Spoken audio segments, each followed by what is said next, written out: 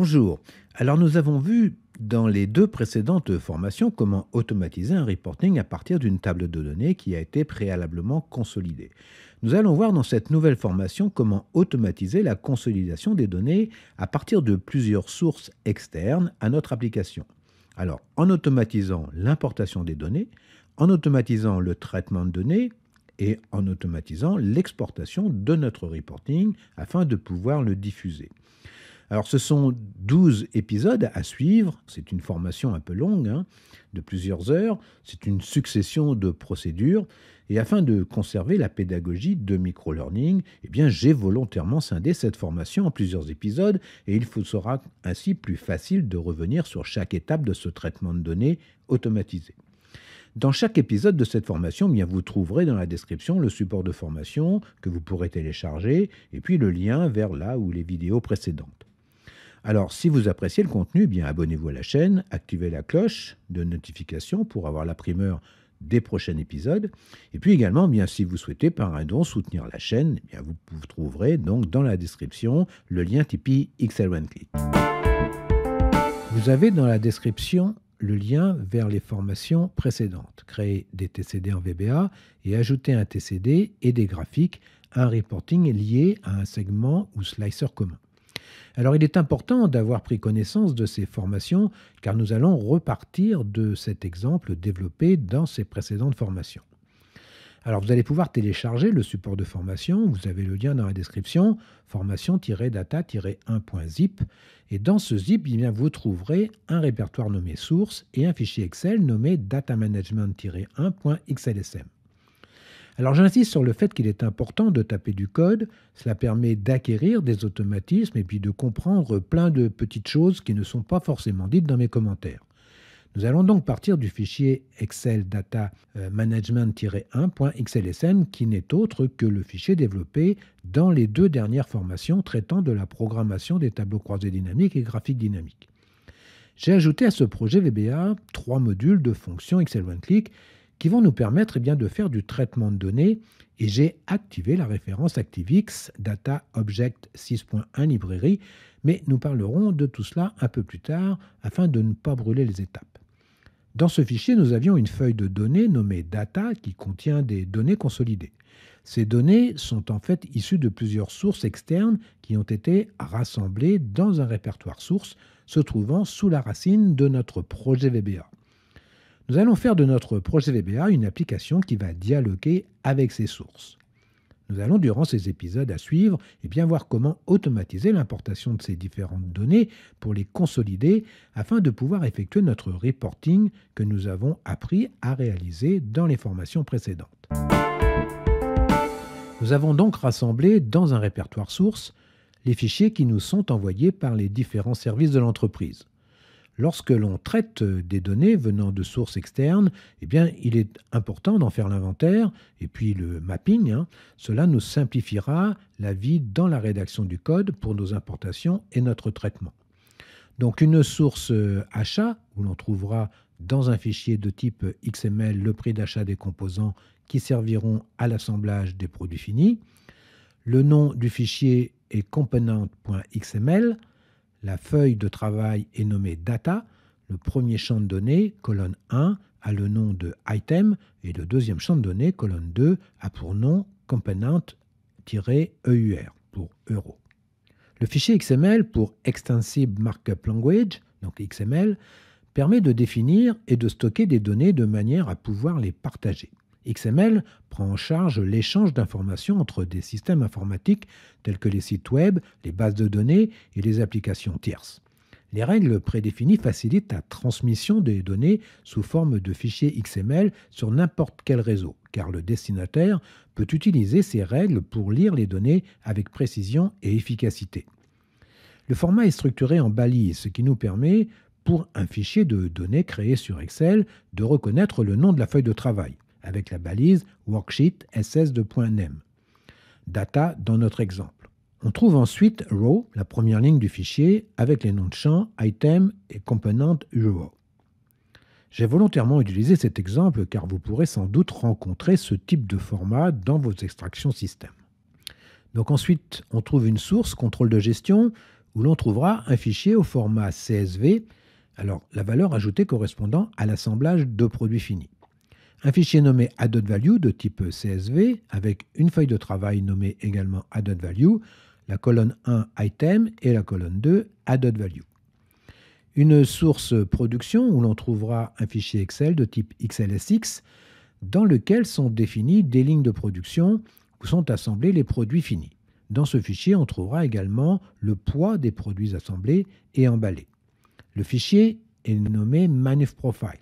Il est de type XLSX et la feuille de travail est nommée ManufProfile. Cette feuille contient 8 tables ListObject qui se nomment de PL1 à PL8 et qui recense par ligne de production dans la colonne 1 l'item, dans la colonne 2 le poids, weight, et dans la colonne 3 la ligne de production sur laquelle le produit est assemblé.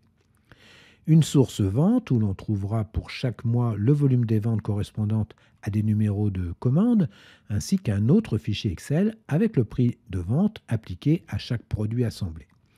Notre objectif va être, dans un premier temps, d'automatiser l'importation de ces données. Dans un deuxième temps, de consolider ces données pour pouvoir réaliser le reporting que nous avions développé dans les formations précédentes. Et dans un troisième temps, d'exporter le reporting afin qu'il puisse être diffusé aux différents collaborateurs de l'entreprise. Alors, je vous fais voir tout ça en images. Alors, dans le répertoire principal de l'application, nous avons un répertoire source et puis un fichier Excel prenant en charge des macros de type XLSM.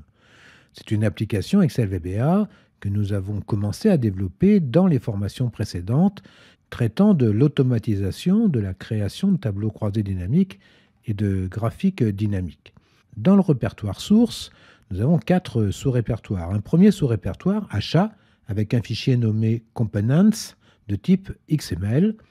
Un deuxième sous-répertoire, contrôle de gestion, avec un fichier nommé added value, qui est de type CSV.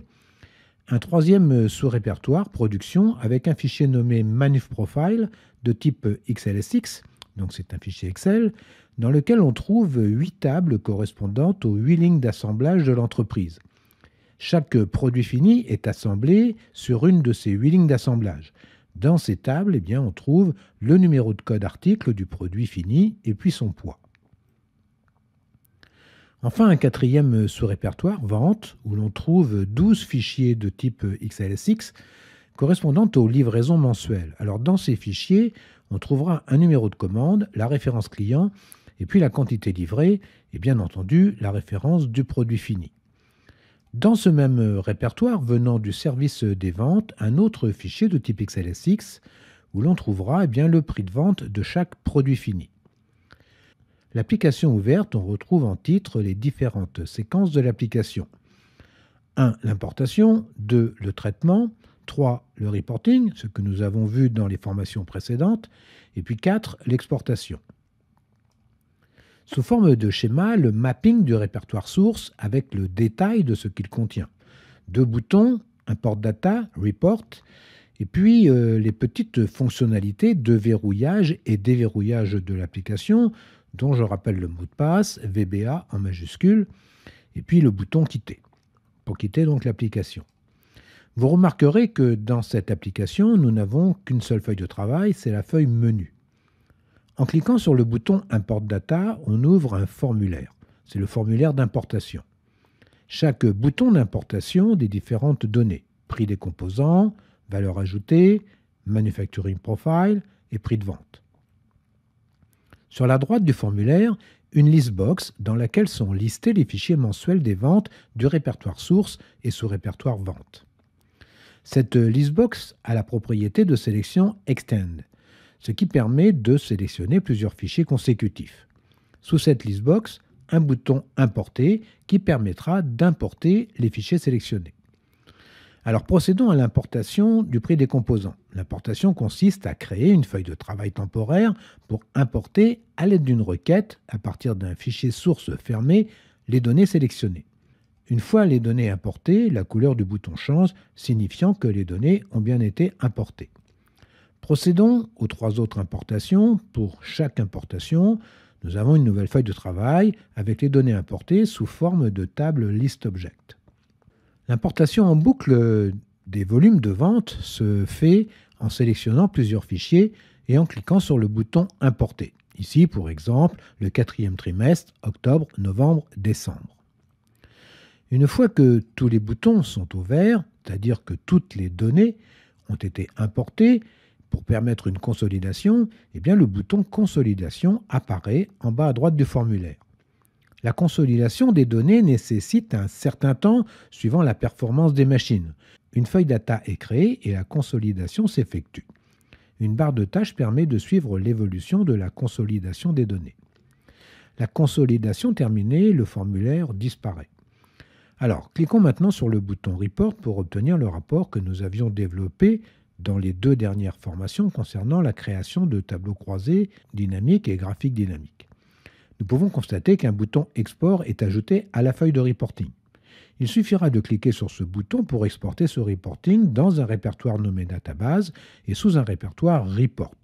Le nom du reporting prend le nom de report avec un suffixe, l'année, le mois et le jour en valeur numérique.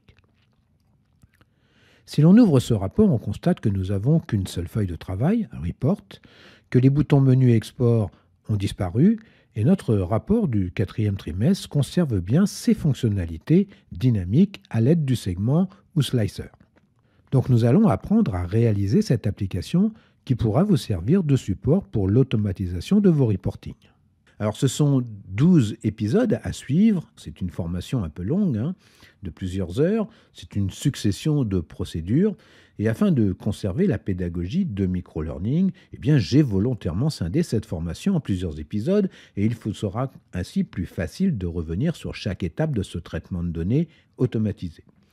Dans chaque épisode de cette formation, bien, vous trouverez dans la description le support de formation que vous pourrez télécharger, et puis le lien vers là où les vidéos précédentes. Bien, alors nous avons vu la structure de nos données sources, l'énoncé de notre TD est posé et nous devrons bâtir la feuille data pour y consolider les données en provenance des différents services de l'entreprise. Dans le prochain épisode, nous allons passer en revue les nouveaux modules de fonction Excel OneClick avec leurs variables publiques qui vont nous simplifier la vie pour l'importation de ces données et nous ferons une analyse du user form UF-import donc qui est intégré dans le projet.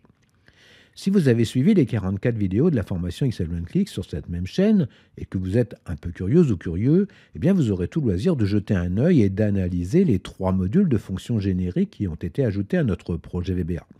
Le module MD99X1C, qui est le module générique qui va permettre de faire de la gestion de données. Le module MD99X1C IG, alors IG pour interface graphique, qui va nous permettre de gérer les contrôles de nos formulaires. Et le module MD99 Progress Bar X1C, qui est un module qui va nous permettre de suivre l'évolution du déroulement de notre programme quand nous l'aurons lancé.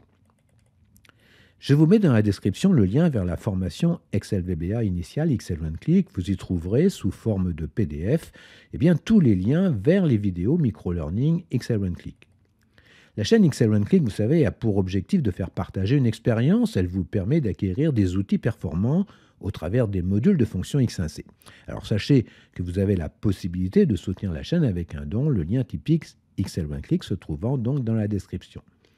Je le redis chaque fois, mais si vous appréciez ces épisodes, n'hésitez pas, abonnez-vous à la chaîne, parlez-en autour de vous, et puis un petit pouce bleu, vous savez, à moi ça fait toujours plaisir, puis ça permet de faire remonter les vidéos dans les algorithmes de YouTube. Activer la cloche de notification vous permettra d'avoir la primeur du prochain épisode. Et puis également, si vous souhaitez, alors je le répète dans chaque vidéo, si vous souhaitez qu'un sujet particulier soit traité dans un prochain épisode, laissez votre sujet dans les commentaires et puis nous essaierons de le traiter ensemble. En attendant, portez-vous bien et puis si vous êtes toujours Visuel Basic, je vous donne rendez-vous au prochain épisode. Au revoir.